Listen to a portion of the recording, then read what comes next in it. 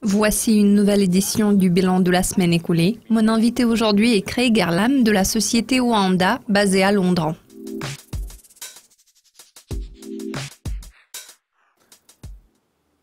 Les ventes au détail américaines ont surpris à la hausse la semaine passée. Elles sont toutefois apparues inférieures aux résultats du mois précédent. À quoi cela est-il attribuable? En ce qui concerne les ventes au détail aux États-Unis, premièrement, nous devrions garder à l'esprit que c'est en chiffres mensuels. Toutes les données sont comparées aux statistiques du mois précédent. Deuxièmement, les chiffres du mois dernier ont été exceptionnellement forts en raison de l'impact des ouragans. Les gens ont été contraints d'acheter des voitures et des matériaux de construction et de rénovation pour réparer leur maison. En résultat, les dépenses ont nettement progressé le mois dernier. Ce mois-ci, nous nous attendions à un chiffre un peu plus faible. Le fait que ces données ont dépassé les attentes est une chose positive pour les États-Unis. C'est la chose clé à retenir. Le fait que nous avons obtenu un résultat solide au lieu d'un chiffre négatif témoigne d'une poursuite de la tendance haussière, surtout au vu du ralentissement marqué des dépenses de consommation au cours de la première moitié de l'année. Le rebond actuel est une bonne nouvelle pour les États-Unis.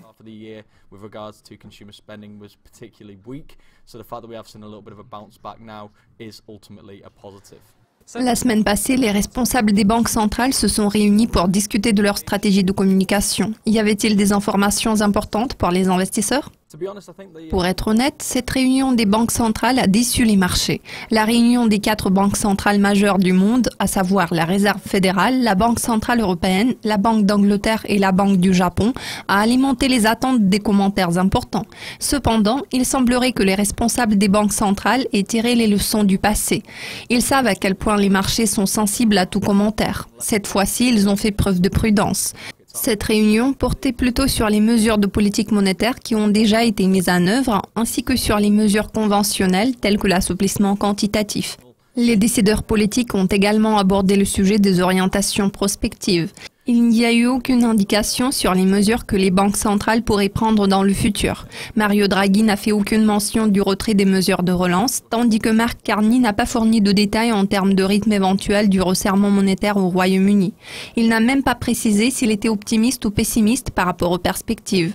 Il a été intéressant de suivre cet événement, pourtant il n'a pas clarifié la situation aux yeux des investisseurs. Nous ne pouvons en tirer aucune conclusion quant aux perspectives à court terme. Nous avons également découvert des données américaines sur l'IPC de base. Que pouvez-vous dire à ce sujet?